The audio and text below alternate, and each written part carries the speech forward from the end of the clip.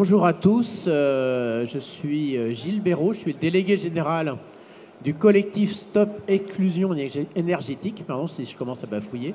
Je suis très heureux d'être ici pour vous parler d'un sujet d'actualité qui est la grande précarité énergétique, qu'on appelle donc l'exclusion énergétique. On a aujourd'hui 5 personnes pour en parler. Claire Gagnère est secrétaire générale du groupe Elio, qui est exposant, pas très loin d'ici.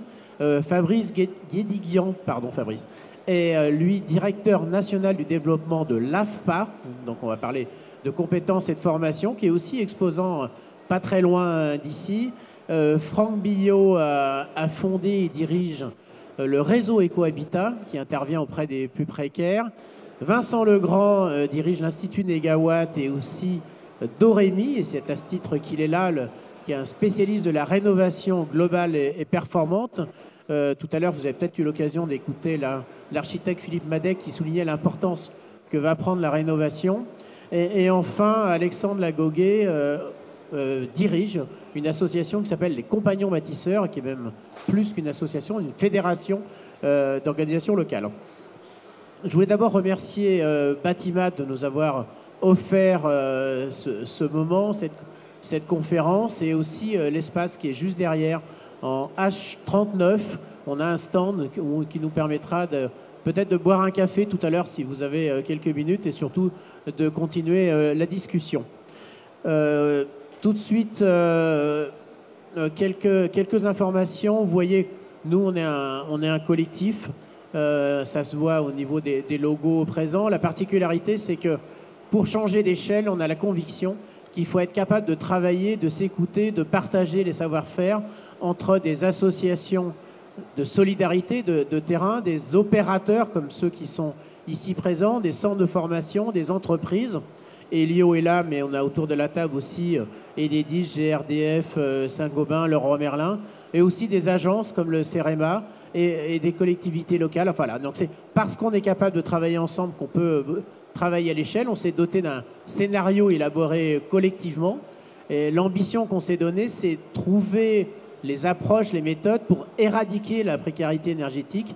Et la grande précarité énergétique, on a pour cela créé un métier dont on va parler aujourd'hui, qui est ensemblier solidaire, qu'on va développer. On a mis en place des services civiques, on organise des trophées, on a fait un appel aux dons, et on va très prochainement lancer des territoires zéro exclusion énergétique, sur le même modèle, pour ceux qui connaissent, des territoires zéro chômeur longue durée. C'est-à-dire qu'au lieu d'aller chercher de façon diffuse ceux qui sont en grande difficulté et qui vivent dans des passoires thermiques, l'idée c'est de travailler par quartier pour réellement avoir cette ambition d'éradiquer à 2030 la précarité énergétique. On a besoin évidemment de beaucoup de monde, c'est pour ça qu'on est là, et on a besoin en tout premier plan des artisans, des entreprises des bâtiments. Il nous faut des matériaux, il nous faut des gens qui sont capables de faire de l'isolation et qui évidemment sont agréés RGE, parce que 60% des Français ont réduit leur chômage, leur chauffage en 2021, ce qui est en augmentation, et effectivement on est extrêmement inquiet de ce qui va se passer cette année. On a encore ce bouclier énergétique, mais malgré cela on est inquiet, et on voit bien que ces questions d'accès au confort, à la santé, préoccupent 84% des Français. Il y a 20% des Français qui se disent en précarité énergétique, et 25% qui ont déjà eu des difficultés l'hiver dernier à payer leurs factures. Donc pour pouvoir travailler sur ce sujet, on a élaboré collectivement une méthode qu'on appelle un parcours de rénovation. Alors évidemment, c'est écrit trop petit, pourtant l'écran est grand, mais voilà. Mais toutes les informations sont sur le site internet. S'il y a des journalistes parmi vous, il y a des dossiers de presse et on est à votre disposition à la sortie. Mais on peut continuer, on vous enverra tous les détails. Donc la question pour nous, c'est un parcours de rénovation globale en 5 étapes: identifier, organiser, financer, réaliser, suivre. Et même financer, c'est un sujet important. Il y a de l'argent sur ces sujets, on va en parler. Mais pour ça, il faut de la compétence. Et on a besoin d'un chef d'orchestre qu'on appelle donc ensemblier solidaire. L'objectif, voilà, il est affiché. Maintenant, je vais pouvoir passer la parole à nos invités, à nos membres de l'association.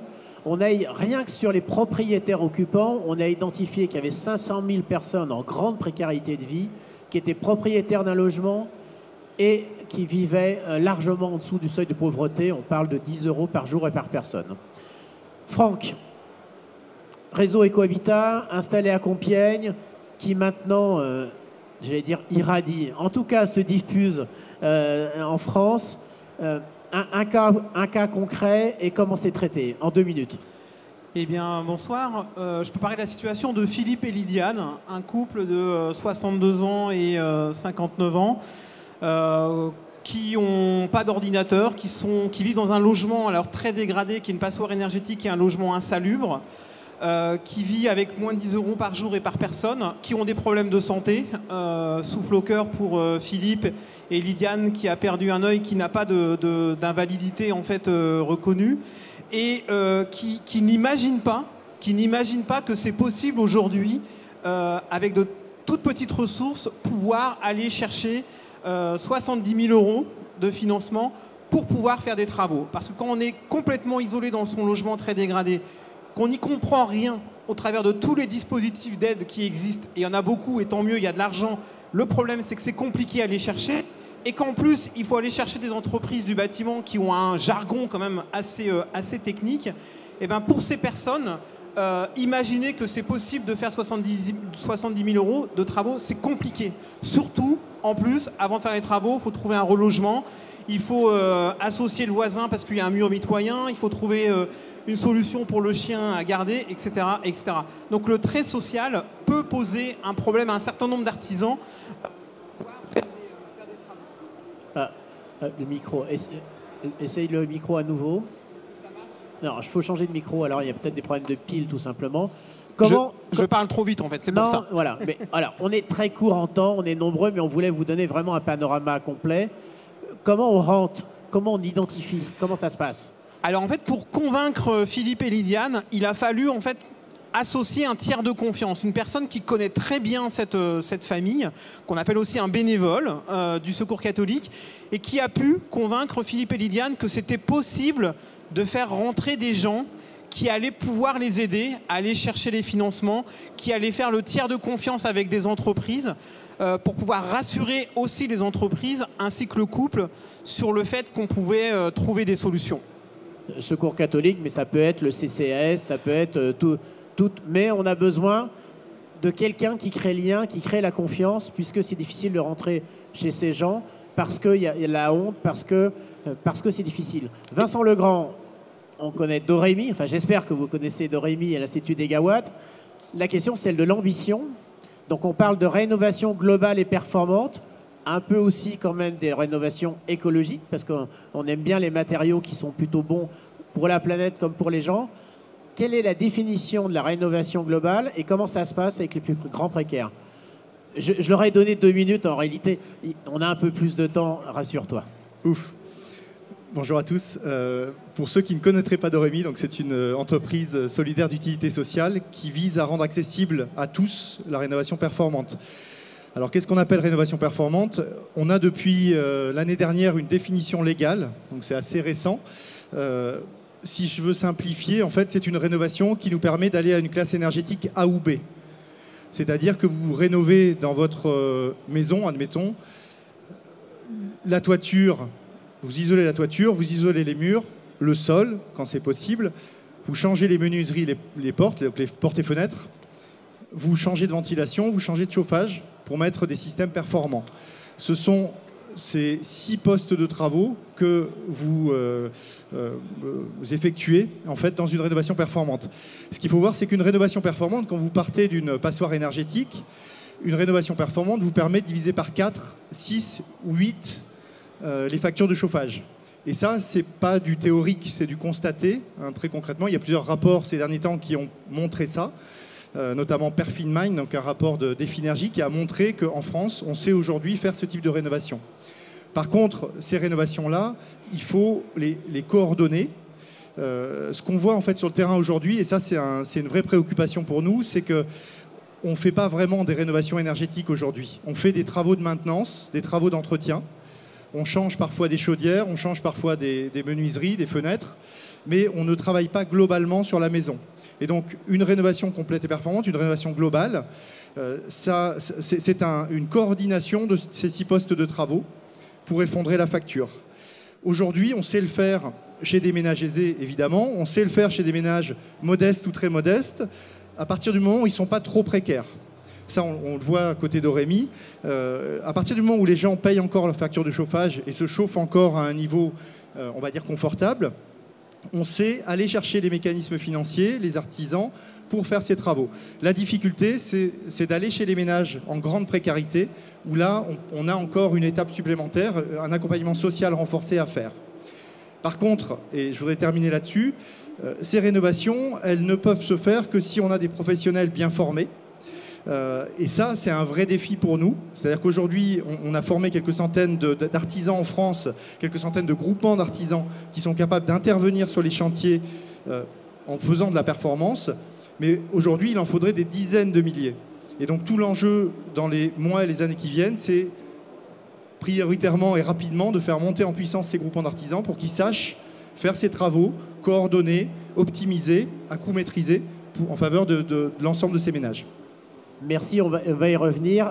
Alexandre Lagoguet est directeur général du réseau national des compagnons bâtisseurs. Quelques mots sur les compagnons bâtisseurs, évidemment. Et qu'est-ce que c'est que cette auto-réhabilitation accompagnée ? Bonjour à toutes, bonjour à tous. Donc, en effet, le mouvement des compagnons bâtisseurs est un mouvement associatif qui a plus de 65 ans et qui milite pour la dignité des personnes et la dignité des logements. Et avec les 14 entités régionales donc réparties sur les territoires métropolitains et ultramarins, on intervient pour l'amélioration de l'habitat et l'inclusion sociale et professionnelle des personnes en situation de précarité. Et en effet, on a un mode d'action qui s'appelle l'auto-réhabilitation accompagnée, qui met au centre les personnes et les publics que l'on accompagne de leur projet de réhabilitation. Donc la réhabilitation, c'est bien l'objectif final, c'est-à-dire qu'on va intervenir sur le bâti par la réalisation de travaux, donc suivant les capacités de nos professionnels et les capacités des habitants qu'on accompagne. Les lots sont répartis aussi avec des artisans que l'on sélectionne et avec lesquels on travaille.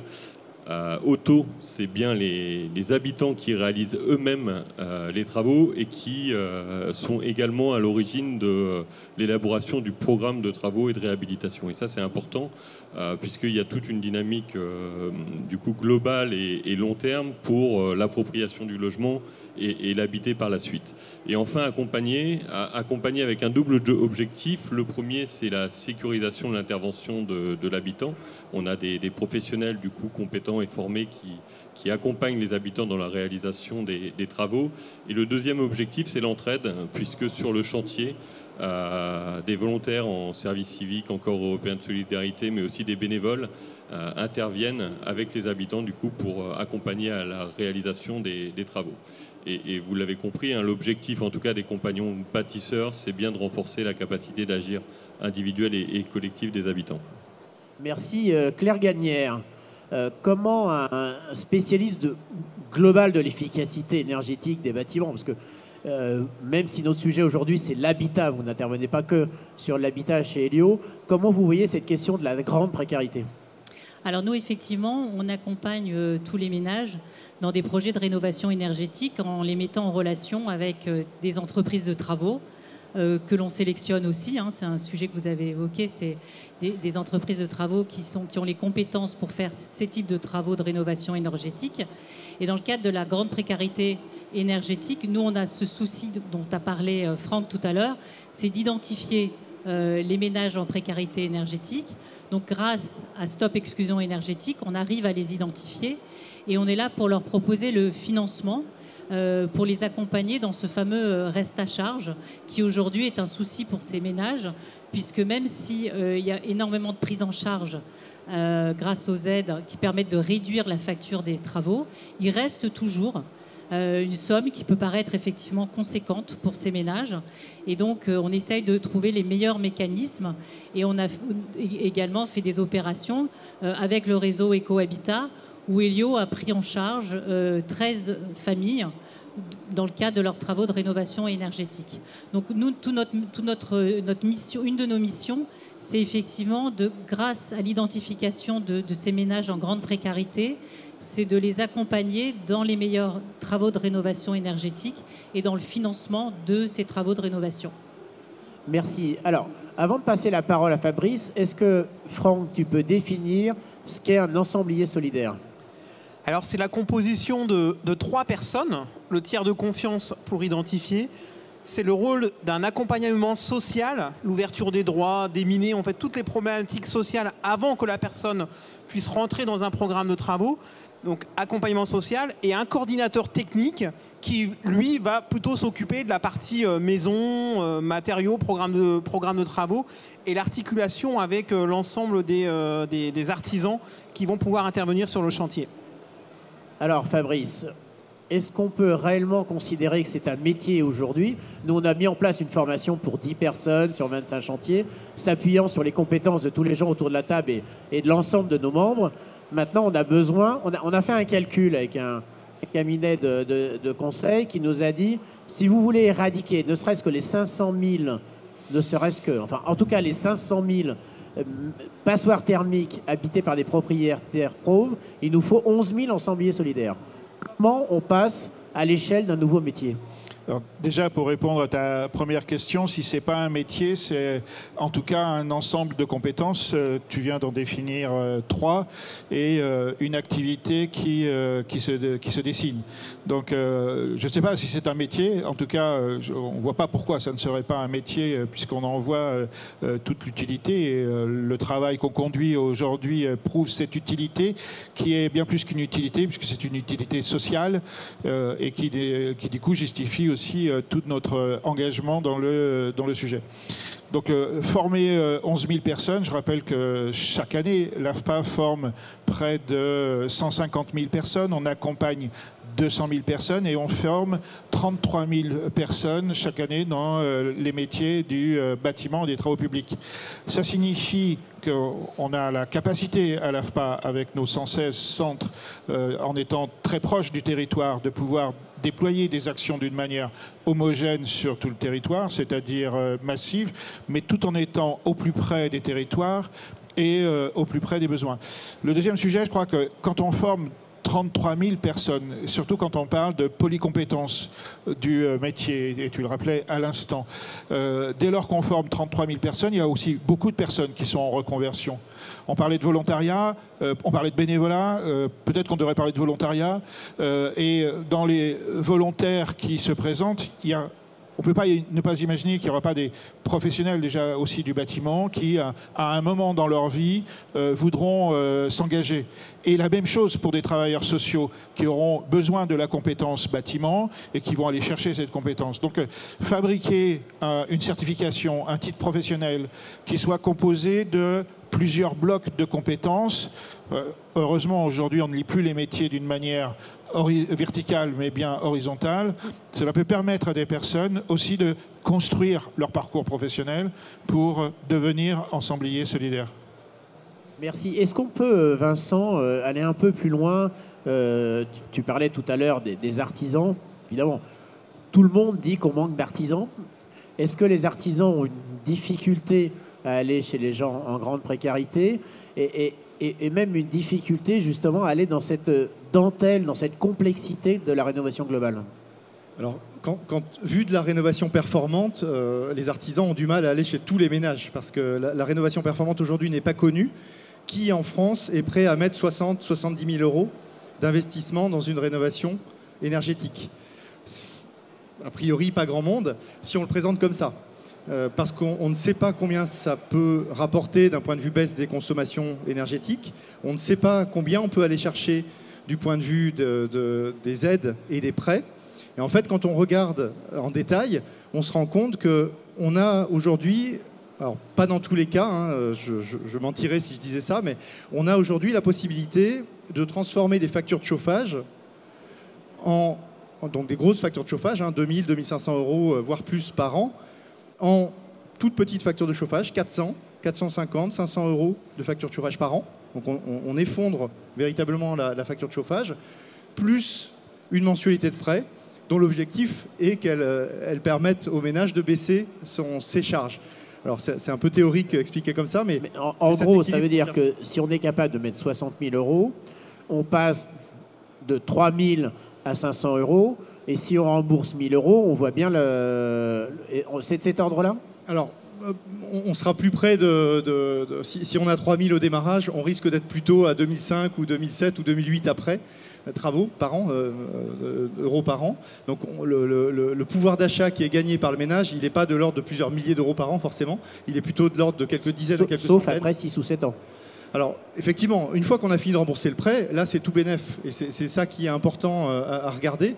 Ce qui est important aussi à regarder, c'est de façon globale, c'est intéressant pour le ménage, c'est intéressant pour les professionnels, c'est intéressant pour l'État, pour le territoire. En fait, on se rend compte que c'est intéressant à peu près pour tout le monde. Donc l'enjeu, c'est d'accompagner les professionnels du bâtiment pour qu'ils identifient l'intérêt de ces rénovations. Aujourd'hui, la difficulté qu'on a, pour répondre complètement à ta question, la difficulté qu'on a, c'est que suite au Covid, il y a un plan de charge artisan qui est énorme et donc une difficulté à les mobiliser sur chantier. Mais ce qu'on voit, c'est un intérêt des artisans à aller vers cette rénovation performante dans la mesure où techniquement, mais aussi socialement je dirais d'un point de vue reconnaissance de ce qu'ils font, c'est extrêmement intéressant pour eux. Donc ils sont très friands d'abord d'être formés, alors si possible sur chantier réel, là c'est très intéressant pour eux, et ensuite de poursuivre ces travaux-là, mais pour ça il faut les accompagner dans le temps. Et finalement expliquer qu'à partir du moment où des travaux sont pris en charge par des formes de financement public, la garantie de paiement est même supérieure à ce qu'ils ont d'habitude. On peut dire ça? Alors, on peut dire ça. Ce qui est complexe aujourd'hui, c'est qu'on n'a pas un mécanisme financier qui nous permette de passer à l'acte en réno performante. On a, j'allais dire, une diversité. Le terme est un peu plus fort que ça, c'est qu'on a une jungle de mécanismes financiers. Donc il faut qu'on arrive à aider le ménage à se retrouver dans cette complexité. Mais pour autant, on a des montants qui sont aujourd'hui très significatifs, très importants, que ce soit en subvention ou en prêt bonifié, en prêt à taux zéro. Et donc tout l'enjeu, c'est de permettre aux ménages d'accéder à cette complexité des aides. Aux compagnons bâtisseurs, ceux qui encadrent sont eux-mêmes des artisans, des professeurs. Comment vous recrutez, comment vous formez tous ces gens, et est-ce que sur les chantiers, on peut cohabiter parce que je suppose que tout n'est pas possible à faire par les personnes eux-mêmes. Il y a des choses un peu techniques, notamment sur le chauffage. Est-ce qu'on peut réellement cohabiter ou est-ce que c'est compliqué sur le terrain? Alors oui, on peut cohabiter, hein, ça marche, en tout cas aux compagnons bâtisseurs, mais ça se prépare, ça se encadre. Combien de personnes, combien de chantiers? Aujourd'hui, aux compagnons bâtisseurs, c'est 6000 chantiers réalisés par an. On a 400 collaborateurs au sein du mouvement associatif, dont la moitié sont des animateurs techniques. Et tout à l'heure, vous parliez de polycompétences, et c'est vrai que ce métier est un métier qui nécessite les compétences techniques pour justement réaliser les travaux avec les habitants, mais également des compétences pédagogiques ou issues de l'éducation populaire pour mettre en mouvement et créer aussi une dynamique collective sur le chantier, puisque aujourd'hui, un des enjeux, en tout cas pour le bon fonctionnement d'un chantier, c'est la bonne cohabitation de tout le monde, des jeunes, des bénévoles et des professionnels. Et c'est vrai que quelqu'un que l'on recrute, qui est un artisan qui a toujours travaillé seul, c'est compliqué de lui dire aujourd'hui tu vas travailler avec un volontaire de 20 ans qui ne parle pas français, avec un bénévole qui veut apprendre les gestes techniques. Et aujourd'hui, nous, on a tout un axe de formation collective aux compagnons bâtisseurs qui permet d'accompagner et de créer aussi des parcours au sein de notre mouvement. Et vous évoquiez aussi la question des parcours des jeunes volontaires que l'on accompagne. Oui, en effet, il y a beaucoup de volontaires en service civique du coup, qui intègrent les compagnons bâtisseurs et ce métier d'animateur technique. Claire, alors évidemment, Elio n'intervient pas que chez les précaires, mais globalement, comment ça se passe? Est-ce que un des leaders de l'efficacité énergétique a suffisamment d'artisans et peut-être aussi suffisamment de matériaux, suffisamment de chaudières, suffisamment de tout ce qui va avec? Non, on n'a pas suffisamment d'artisans. Aujourd'hui, notre rôle, c'est d'être un coordinateur de travaux. Et lorsqu'on a une demande d'un ménage pour faire des travaux de rénovation énergétique, on cherche autour de lui et dans notre périmètre si on a l'entreprise de travaux qui a les bonnes qualifications, les compétences pour aller faire les travaux au sein du ménage. Et il y a beaucoup de régions où on manque effectivement d'artisans, ou alors l'artisan, il a déjà son carnet de commandes qui est plein, il n'arrive pas à recruter. Et effectivement, si aujourd'hui on veut atteindre les 700 000 rénovations par an, il manque à peu près entre 250 000 et 300 000 artisans. Donc il faut effectivement attirer des jeunes donc, qui passent par des centres de formation, mais également des personnes en reconversion. Il y a des métiers aujourd'hui, on sait, qui vont être en difficulté si on parle de l'automobile ou même l'aéronautique. Pourquoi pas faire venir ces compétences vers les métiers de la rénovation énergétique? Et tout l'enjeu, c'est effectivement de les attirer, de les former, de faire une montée en compétences des artisans existants et de faire venir de nouveaux vers ces métiers de la rénovation énergétique. L'AFPA, c'est un développement, le bâtiment, tous ces métiers de la rénovation, c'est stable, c'est difficile? Quelle chance! Quel métier échappe aujourd'hui à la relation humaine? On a échangé parfois avec les professionnels du bâtiment qui ont envie que leurs plaquistes, leurs carreleurs, leurs couvreurs zingueurs soient aussi des personnes qui développent la compétence service dans une pure relation clientèle aussi. Puisque quand on intervient dans une maison, on intervient aussi pour des clients qui sont là. Donc là, on ne parle pas de clients, on parle de personnes qui sont en difficulté, pour qui on doit se mobiliser, pour qui on se mobilise. Donc quelle chance de pouvoir parler de relations humaines dans les métiers du bâtiment. Donc je voulais d'abord dire ça. Donc du coup, j'ai pas répondu à ta question. Donc si tu peux la reformuler, ce serait pas mal. Non, est-ce qu'on a des problèmes de recrutement dans les formations? Est-ce que vous en avez? Bien sûr. Bien sûr. Bien sûr. Et qui n'en a pas aujourd'hui? C'est-à-dire qu'en gros, on est face à un problème d'attractivité des métiers pour lesquels on doit se mobiliser collectivement. La mobilisation, ça passe pas par les entreprises, ça passe pas par la formation, ça passe par les deux. Ça passe aussi par les financeurs. Je crois que les conseils régionaux, Pôle emploi font beaucoup aussi. Et c'est ça aussi qui est beau dans la formule ensemblier solidaire. Jamais autant qu'aujourd'hui, on a eu besoin de travailler en interaction.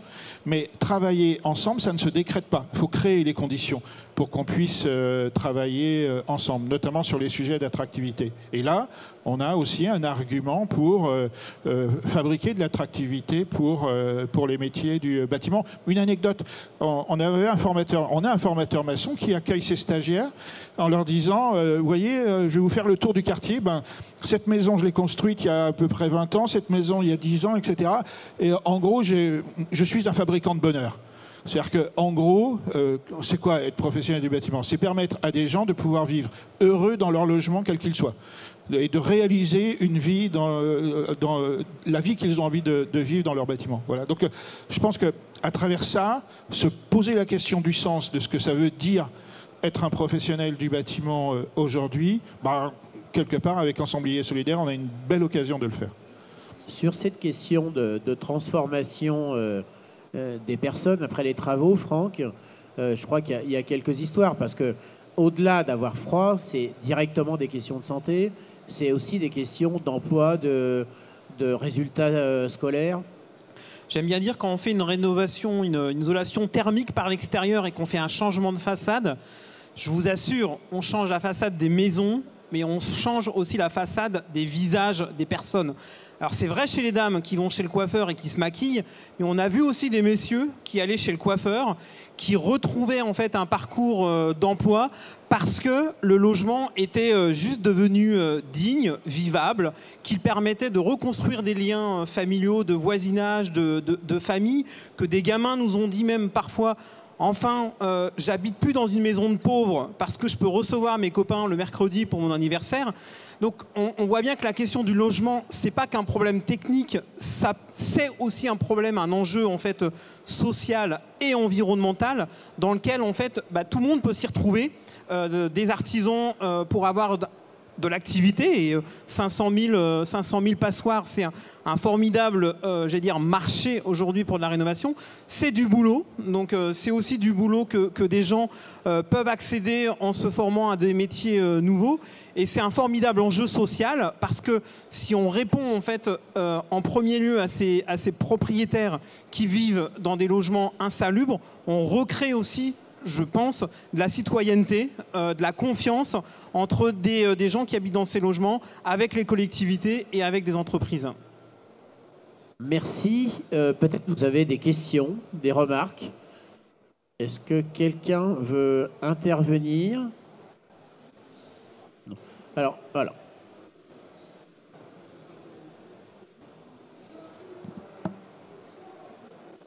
Oui, bonjour.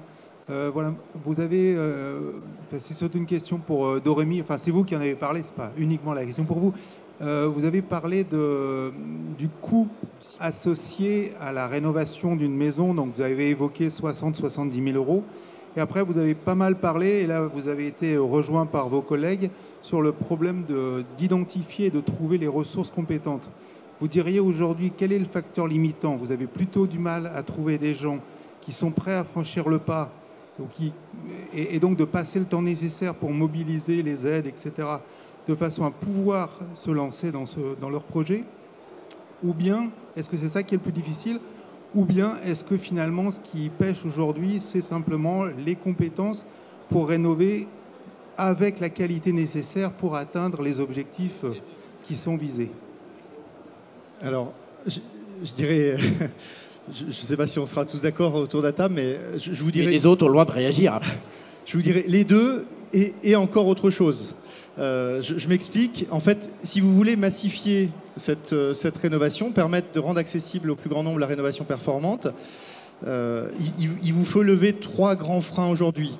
Le frein du nombre de professionnels, ça c'est un sujet. Donc les faire travailler ensemble, les faire monter en compétences autour de ces compétences-là, qui sont spécifiques. En fait, la rénovation performante nécessite une coordination des corps de métier qu'on a peu travaillé pour l'instant. Il y a un sujet accompagnement. Ensemblier solidaire vise à répondre à ce sujet d'accompagnement, mais plus largement en France, on a un sujet d'accompagner les ménages dans leurs choix techniques, dans leurs choix financiers et dans le passage à l'acte, dans leurs choix, enfin dans le, on va dire le frein psychologique, dépasser le frein psychologique que représente cet investissement. Donc ça, c'est un enjeu d'accompagnement, c'est un deuxième frein à lever. Et il y a le troisième frein qui est le financement. Donc l'enjeu, c'est vraiment de travailler sur ces 3 niveaux-là de façon simultanée. Et c'est une explication du fait que la rénovation performante n'émerge pas naturellement sur le marché aujourd'hui. C'est qu'il faut travailler sur ces 3 dimensions de façon simultanée pour qu'elles arrivent à monter en puissance. Peut-être un zoom sur le plus court terme.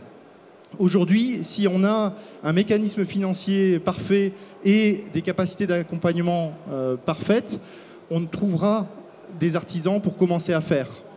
Je vous donne un chiffre. L'année dernière, on a rénové à peu près 40 à 50 000 logements à un niveau performant. On considère qu'en France, en rythme de croisière, il faudra rénover 1 million de logements. Donc aujourd'hui, avec nos 40 ou 50 000 logements, on est quand même assez loin du compte. Si on veut passer à 100 000 ou à 150 000, ce n'est pas les artisans qui vont bloquer, c'est le mécanisme financier, pas le volume financier, mais le mécanisme financier simplifié et l'accompagnement. Quand on sera à 100, 150 000 et au-delà, là, on aura des problèmes au côté entreprise artisanale. Donc voilà, il faut arriver à travailler sur ces 3 piliers, il me semble, de façon simultanée. Est-ce que quelqu'un d'autre veut réagir? Alexandre, je crois. Vincent. Non, juste pour compléter sur la notion d'accompagnement qui est fondamentale, et c'est bien des enjeux du programme Ensemblier solidaire, c'est une des premières étapes, c'est cette question du repérage et de donner confiance aux habitants pour qu'ils comprennent justement tous les enjeux, en tout cas de l'accompagnement socio-technique, mais aussi la finalité de la réhabilitation complète et performante, en tout cas qu'on s'est donné comme objectif avec Ensemblier solidaire. Et ça, c'est un travail, puisqu'il faut savoir qu'on est sur des familles en situation de grande précarité, donc chaque parcours est différent et les solutions doivent être adaptées, en tout cas à la situation sociale, la situation professionnelle, familiale de ces habitants.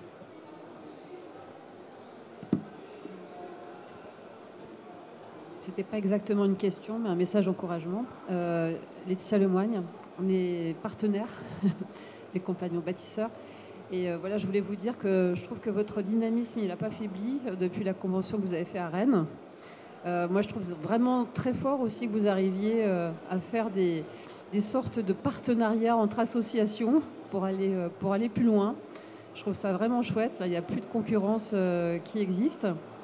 Et voilà, je voulais juste vous souhaiter plein de courage. Et puis, j'espère que vos interventions vous permettront de trouver plus de financement et puis plus de temps. Parce que ce que je comprends aussi dans vos paroles, c'est qu'il faut trouver du temps dans les entreprises, que ce soit les entreprises des applicateurs ou les entreprises pour du mécénat de compétences, par exemple. Et que j'espère que dans cette salle, vous allez trouver des nouveaux partenaires. Voilà. Donc c'était le message qui n'était pas une question, mais qui était un message d'encouragement. Merci beaucoup. Effectivement, voilà, notre collectif, il est ouvert. Pour vous dire aussi qu'on organise des trophées. C'est la 3e année qu'on les organise pour valoriser ce qui se passe de bien et valoriser ce qui se passe de bien qui peut être dupliqué. C'est-à-dire que peut-être qu'à Rennes, à Montpellier, à Valence, où est le siège d'Oremi, il y a des idées et il faut pouvoir les partager, les valoriser. Et donc, n'hésitez pas à aller sur le site de Stop Exclusion Énergétique où on vous donnera on a même des petits documents. Voilà. Et s'il y a encore des questions, voilà, monsieur. Et après, je reviens vers vous. Oui, bonjour. Je découvre vraiment le mouvement aujourd'hui. Je vois que vous proposez d'être mécène en compétences. Est-ce que vous pouvez en dire un peu plus ou est-ce qu'on pourrait se renseigner sur une page web peut-être là-dessus ? Alors, vous pouvez nous donner les coordonnées à la fin. On a effectivement en permanence, d'ailleurs, on a une équipe de consultants de Wavestone. Il y a quelqu'un dans la salle qui en fait partie qui est là-bas, mais on a aussi travaillé avec d'autres cabinets de conseil. On travaille avec des entreprises qui mettent à disposition des gens parce que je crois que cette cause de la précarité énergétique... Non, je reviens là parce qu'après je vais me faire disputer parce que je ne suis pas dans l'axe de la caméra et de la lumière. Cette question de la précarité énergétique, c'est un sujet qui enfin croise de façon positive la question sociale et des plus précaires, la question environnementale, la question de l'emploi local et aussi celui de la santé. Et effectivement, le coût de santé est extrêmement important. On parlait de bien-être, évidemment, de retrouver la confiance, de retrouver du travail, mais c'est aussi des maladies, des allergies qui sont infiniment plus importantes chez les gens en grande précarité et aussi des questions d'handicap qui sont croisées. Bien sûr, ces personnes les plus en difficulté, c'est souvent des couples monoparentaux, c'est souvent des gens en situation de handicap, c'est souvent des gens qui ont d'autres, évidemment, difficultés de vie. Je crois que j'avais vu une main. C'est vous. Oui, bonsoir. Moi, c'est une question à l'AFPA. J'aurais voulu savoir si vous formiez aux matériaux biosourcés et aux techniques de construction biosourcées. Et si oui, ne va-t-il pas falloir reformer les artisans déjà existants ? C'est le gros point d'interrogation par rapport au bilan carbone qu'on doit faire dans le bâtiment, quoi. Oui, donc on change un peu de sujet, mais oui, on forme. Et en tout cas, quand on ne forme pas, on s'y intéresse, même si parfois la réalité du terrain veut que les matériaux sont chers, sont même bien plus chers que d'autres matériaux. Et puis derrière, il y a, et je fais un clin d'œil à Claire, il y a une question de culture, voire de génération, qui doit également passer. Donc on est confronté à ce passage générationnel aussi, mais il nous est arrivé de travailler sur des programmes spécifiques parce qu'il faut aussi adapter les programmes. Hein. Quand on forme à la couverture, on utilise la tuile en Bretagne et on utilise la tuile en Rhône-Alpes et l'ardoise en Rhône-Alpes. Et puis parfois on nous demande de faire des choses particulières avec des toits de chaume, puisqu'il faut aussi former des toits de chaume. Mais aujourd'hui, on ne peut pas dire qu'on a véritablement encore généralisé le biosourcé. Donc on le fait, bien sûr, mais c'est à la marge.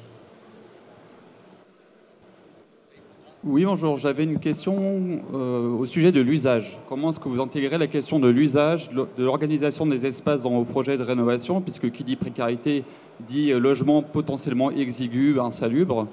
Or, l'amélioration du confort et de l'usage du logement est quand même une réflexion extrêmement importante pour motiver le passage à l'acte des propriétaires ou des occupants. Et donc, est-ce que vous avez des stratégies pour travailler sur une conception du projet qui organise l'espace, fait d'éventuels agrandissements voilà. Comment est-ce que ça vient de se rajouter finalement à la réflexion sur la technique de l'enveloppe et des systèmes?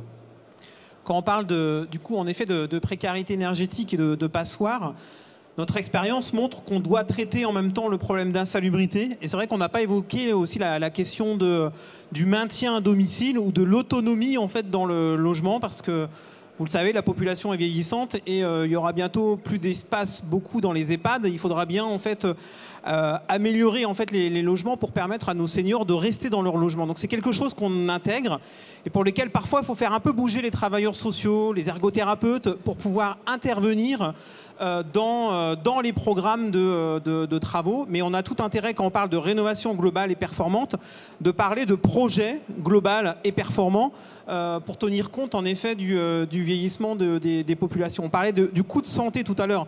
Il y a une étude de France Stratégie, donc c'est pas un petit organisme, France Stratégie, qui a publié une étude en mars 2022. On sait que statistiquement, une famille en grande précarité, donc premier, deuxième décile, peut coûter à la sécurité sociale jusqu'à 30 000 € de coûts de santé si elle vit dans son logement en fait en grande précarité. La moyenne est plutôt autour de 7 500 €. Mais vous voyez qu'en fait, si on fait des travaux dans des passoires, dans des logements indignes qui coûtent 7 500 € à la sécurité sociale par an, en fait, il suffit d'une fois une opération de travaux sur un an qui permet à la sécurité sociale d'économiser probablement 75 000 € sur la décennie qui suit. Donc voilà.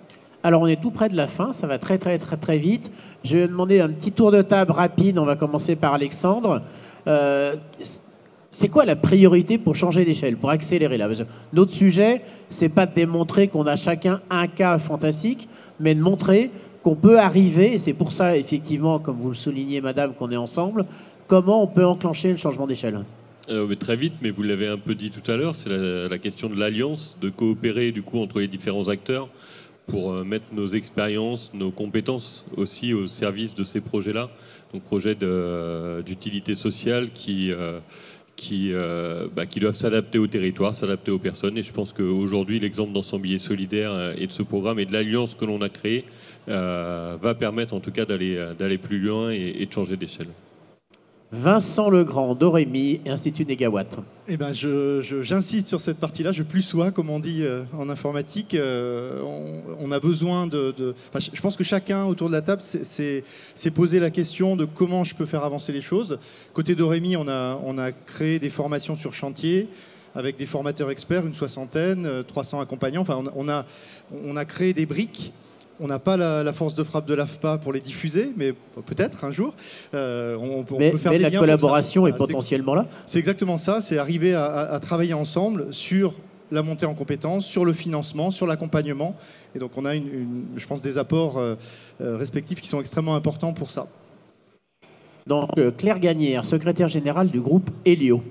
Donc nous, on est une entreprise privée, effectivement, privée indépendante, mais comme vous l'avez dit, sans réseau écohabitat, sans stop à l'exclusion énergétique, il y a toute une partie de la population qui nous échappe, qu'on ne peut pas accompagner dans des travaux de rénovation, qu'on ne peut pas aider à financer ces travaux de rénovation. Donc il faut être effectivement accompagné, entouré de compétences et des personnes qui peuvent aller voir ces ménages. Et puis, il y a des opérations, tu n'as pas parlé de l'opération territoire zéro précarité énergétique, c'est de prendre des quartiers entiers et puis on se dit, voilà, on attaque un quartier, on attaque une petite région et tous ensemble, on rénove, on finance et on permet à tous ces ménages de vivre mieux, de réduire leur facture énergétique et de vivre dans la durée, dans un habitat avec un confort et un plaisir d'être chez soi. Voilà, tout simplement. Et Fabrice Yédiguian. Ça a été dit, finir d'aligner les planètes, c'est-à-dire travailler ensemble, interagir, ne rien lâcher aussi, parce que c'est comme tout sujet nouveau, entre guillemets, on aimerait que ce ne soit pas nouveau quand on sait depuis le temps que dure le sujet. Donc là, il y a une réaction. Maintenant, il faut finir d'aligner les planètes et donc agir, être dans l'action. Claire le disait à l'instant. Et puis les actions qui marchent, elles sont contagieuses. Mais pour ça, il ne faut rien lâcher. Et encore une fois, il faut interagir. Mais effectivement, elles sont contagieuses et les meilleurs ambassadeurs qu'on trouve dans toute notre démarche, ce sont les gens chez qui on a déjà fait les travaux. Franck? Je dirais qu'il faut quand même convaincre encore un petit peu l'administration. Il faut quand même financer le métier d'accompagnement social et technique, même si on a le mérite en fait de l'avoir inventé. Pour le dupliquer et le pérenniser, il y a quand même à financer ce métier qui repose sur du social et sur du technique, et pour un chantier qui nécessite quand même une centaine d'heures d'accompagnement, donc c'est pas rien. Donc il faut aussi avoir avec nous, dans notre alliance, la puissance publique pour pérenniser ce métier. Merci à tous. On peut continuer la discussion donc, sur notre stand qui est le H39, c'est juste derrière, vous pouvez venir boire un café. N'hésitez pas aussi à proposer, à faire connaître ces trophées. Et pour finir, on vous a amené quelques images. On a une ambassadrice qui est Emmanuelle Béard qui a enregistré un message et on avait envie de le partager aussi avec vous aujourd'hui. Si ça démarre, c'est bien, voilà. Et il y a du son. En France, plus d'1 million d'enfants, de femmes et d'hommes souffrent gravement du froid l'hiver et souvent du chaud l'été.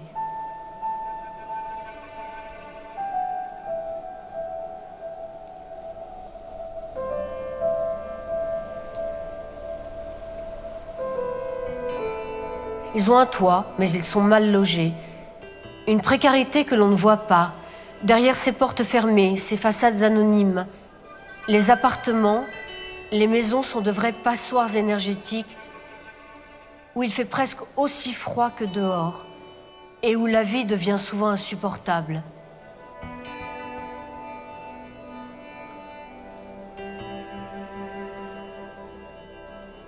J'ai honte de vivre comme ça.